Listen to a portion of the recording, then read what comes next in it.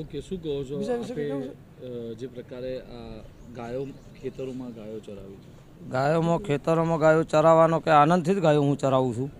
જગ્યાના કારણથી જગ્યા ખુલ્લીથી બે કામ મારાથી હશે. બે કામ છે એટલે જગ્યાની જગ્યા ખુલ્લીથી છે અને પુણ્ય મને મળ્યું છે એ કારણથી. બીજું કોઈ જ મારે સમૂહ લગ્ન વિષય જ હું નીકળેલો. મારો નિર્ણય એવો હતો કે હું લીધો નિર્ણય તાર હું એકલો હતો. આજે લોકો ઘણા બધા મારા સાથે જોડાયેલા છે.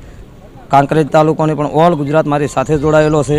એટલે બહુ મને આનંદ મળે છે અને બહુ ખુશી મને થાય છે. કેટલી દીકરીઓના સમૂહ લગ્ન? 211 દીકરીઓના ટાર્ગેટ હું મૂક્યો હતો, પણ એ સમય મર્યાદા પ્રમાણે 5 તારીખે મારી છેલ્લી તારીખ નોંધણી હતી. એટલે 111 દીકરીઓ મારે નોંધણી છે અને એની પણ વ્યવસ્થા મને થઈ ગઈ છે.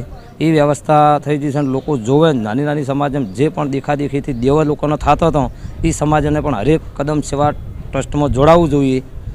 કેવું લાગે છે ગાયો ચરાવીને? ગાયો ચરાવવાની મને બહુ જ આનંદ થયો છે અને એના પછી મારી સફળતા ગઈ છે. એટલે બહુ જ કોઈ જગ્યાએ પણ અટવાડતા નથી થતી મને. ઓકે.